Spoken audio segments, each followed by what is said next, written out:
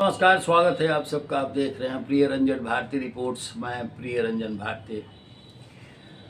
Voter अधिकार यात्रा के 10 दिनों बाद कांग्रेस नेतृत्व यानी राहुल गांधी ने बिहार के नेताओं, बिहार के सांसदों, विधायकों और पार्टी के पदाधिकारियों के साथ दिल्ली में महत्वपूर्ण बैठक बुलाई। और इस बैठक में खास बात ये उभर कर आई कि तेजस्वी यादव के विरोधी रहे कन्हैया कुमार और पप्पू यादव की खास एंट्री दिलाई गई। इस बैठक में इन दोनों नेताओं की एंट्री से बड़ा संकेत उभर के निकला है और ये संकेत इस बात की गवाही देता है कि जिनसे तेजस्वी यादव हमेशा से, तो जब से वो राजनीति में मुख्यमंत्री पद के दावेदार हुए हैं, उम्मीदवार हुए हैं, तब से खास करके पप्पू यादव और कन्हैया कुमार से उनकी समानांतर दूरी बनी हुई है। वो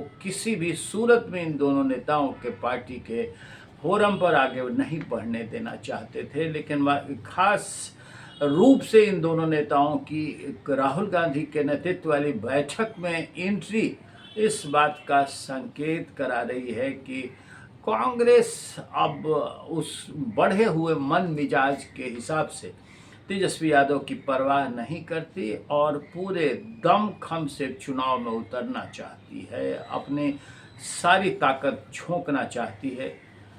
क्योंकि वोटर अधिकार यात्रा में बैक फुट से फ्रंट फुट पर आई कांग्रेस अब तनिक भी रुकना नहीं चाहती और कोई समझौता नहीं करना चाहती है।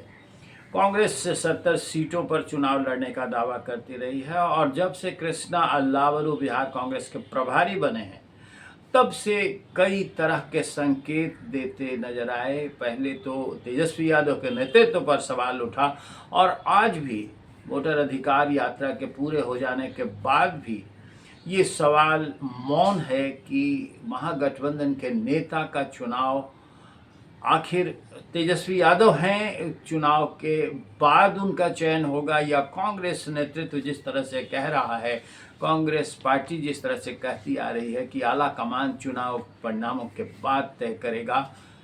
दोनों में क्या है? लेकिन तेजस्वी यादव के सवाल पर कांग्रेस के राजकुमार राहुल गांधी भी वोटर अधिकार यात्रा में अपने मुंह से कुछ नहीं बयां कर पाए। तेजस्वी यादव को खुद ही अपनी पीठ, अपना नाम जनता के बीच उतारना पड़ा कि मैं तेजस्वी यादव ही महागठबंधन का मुख्यमंत्री उम्मीदवार हूँ। दूसरी महत्वपूर्ण बात यह है कि कांग्रेस पार्टी कन्हैया कुमार और उनके पप्पू यादव के बहाने से या तो तेजस्वी यादव पर दबाव बना रही है या फिर एक तरह से कहें कि वो चिढ़ाती हुई नजर आ रही है। पप्पू यादव के लोकसभा चुनाव में कांग्रेस के अधिकृत उम्मीदवार नहीं होने के बावजूद वो चुनाव जीते। अभी हाल में देखा है कि वोटर अधिकार यात्रा में राहुल गांधी के साथ मंच पर जगह बनाने के लिए कितनी भद पीटी है पप्पू यादव की, कितनी किरकिरी हुई, ये सब जानते हैं। लेकिन इस बैठक में, नई दिल्ली में जो बैठक कल आयोजित हुई, उसमें पप्पू यादव के साथ साथ उनकी सांसद पत्नी रही रंजीता रंजन को भी महत्व दिया गया। अब ये बड़ा मायने रखता है। कन्हैया कुमार के जरिए भी मैसेज दिया गया था। कन्हैया कुमार ने पहले रोजगार दो, पलायन रोको यात्रा बिहार में की थी और इस यात्रा को बेशक इस धुरी पर परिणाम तक पहुंचाया, गंतव्य तक पहुंचाया गया था कि चुनाव में, चाहे लोकसभा चुनाव में कन्हैया कुमार खुद बेगूसराय के 2 बार उम्मीदवार रहे हों, तब भी लालू प्रसाद यादव का परिवार उन्हें तवज्जो नहीं देता रहा। कन्हैया कुमार को तेजस्वी यादव के समानांतर खड़ा किए जाने पर हमेशा राष्ट्रीय जनता दल को चिढ़ होती रही है। लेकिन अब दिख ये रहा है कि राष्ट्रीय जनता दल चिढ़े तो चिढ़े, कांग्रेस बैकफुट पर नहीं रहने वाली और राहुल गांधी के वोट अधिकार या वोटर अधिकार यात्रा के बाद अब ये नज़र आने लगा है कि कांग्रेस बेशक आईना दिखा रही है राष्ट्रीय जनता दल को, वो उनके कंधों को झटक देना चाहती है, खुद अब अपना नेतृत्व खुद अपने हाथ में लेकर के चलना चाहती है। दूसरी खास बात यह है कि राहुल गांधी के वोटर अधिकार यात्रा हालांकि 67 विधानसभा क्षेत्रों से होकर के बिहार में गुजरी है। इन 67 विधानसभा क्षेत्रों का अगर हाल लें तो इनमें से 9 सीटें कांग्रेस ने जीती थी और इनमें से ऐसी कम से कम 1.5 दर्जन से अधिक सीटें हैं जिस पर वो नंबर 2 की स्थिति में रही थी।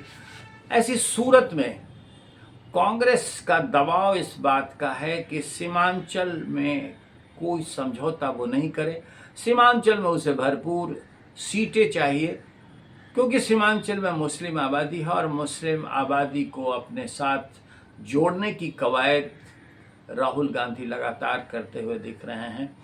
वो चाहते हैं कि कांग्रेस के साथ उनका पुराना जमाधार जुड़ जाए।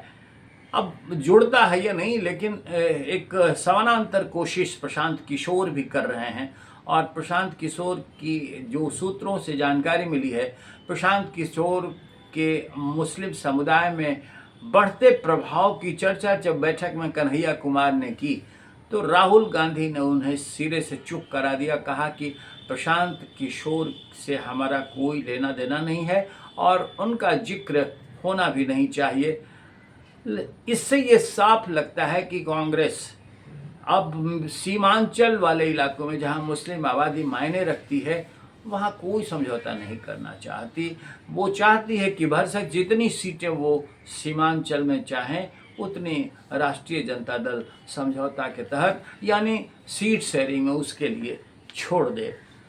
ये अलग बात है कि सीमांचल में अधिक सीटें बेशक राष्ट्रीय जनता दल न छोड़े, लेकिन ये दबाव की राजनीति तो कांग्रेस कर ही रही है। और इसके साथ साथ कांग्रेस ने जिस तरह से प्लान किया है उस नेतृत्व की प्लानिंग के हिसाब से ये नज़र आ रहा है कि उन 14 जिलों में पार्टी हर घर यात्रा शुरू करने जा रही है जिन क्षेत्रों में राहुल गांधी की वोटर अधिकार यात्रा नहीं जा सकी थी। ये 14 जिले वो हैं जिनमें राहुल गांधी नहीं पहुंचे थे और उनमें लगने वाले विधानसभा सीटों पर उनका कोई भी संदेश नहीं पहुंचा था। अब हर घर यात्रा में न सिर्फ राहुल गांधी को जुटाया जाएगा बल्कि राहुल गांधी, सोनिया गांधी, प्रियंका गांधी जैसे चेहरे जुटाए जाएंगे और लोगों के बीच में ये एक आकर्षण का केंद्र बनाने की कोशिश की जाएगी।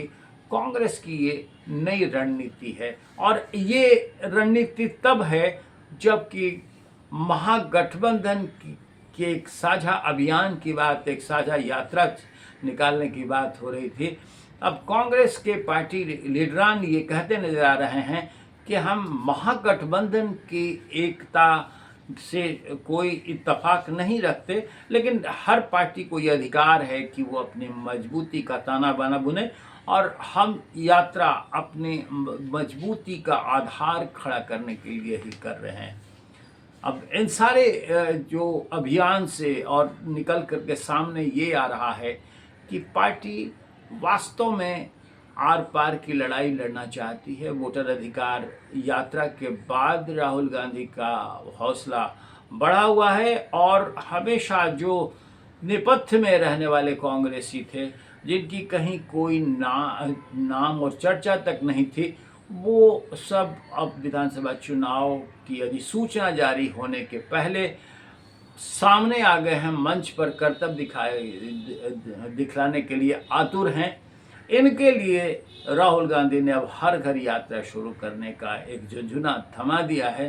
लेकिन सबसे महत्वपूर्ण और ख़ास दिलचस्प बात यही है कि तेजस्वी यादव के नेतृत्व को 2 टका का समझने वाला कांग्रेस नेतृत्व अब उन्हें आईना दिखाता हुआ नजर आ रहा है और आईना दिखाया जा रहा है तो उनके उन प्रतिद्वंदियों से जिससे तेजस्वी यादव को लगातार चिढ़ होती रही है। पप्पू यादव जब पूर्णिया से चुनाव लड़ रहे थे तो तेजस्वी यादव ने खूब वहाँ सभाएं की थी और यहाँ तक भी जनसभाओं में कह दिया था कि पप्पू यादव को वोट नहीं देना है, चाहे आप किसी को भी दे दीजिए। इन सब के बावजूद पप्पू यादव वहाँ से चुनाव जीत गए। कांग्रेस के वो अधिकृत उम्मीदवार नहीं थे और कांग्रेस के अधिकृत नेता भी नहीं हैं, लेकिन इसके बावजूद राहुल गांधी की इस बहुत महत्वपूर्ण बैठक में उन्हें महत्व दिया गया, इसके मायने हैं। और ये इस बात की ओर इशारा करते हैं कि तेजस्वी यादव का बस दबदबा अब महागठबंधन में आगे कांग्रेस शायद ही चलने देगी। चले या नहीं चले, लेकिन अभी चुनाव के पहले तो बहुत कुछ चलना है। आप हमारे इस वीडियो पर अपनी प्रतिक्रिया खास करके कमेंट बॉक्स में जाकर जरूर दीजिए। हमारे चैनल प्रियंजन भारती रिपोर्ट्स को सब्सक्राइब नहीं किया है तो सब्सक्राइब कीजिए, लाइक कीजिए, शेयर कीजिए। फिर मिलते हैं। नमस्कार।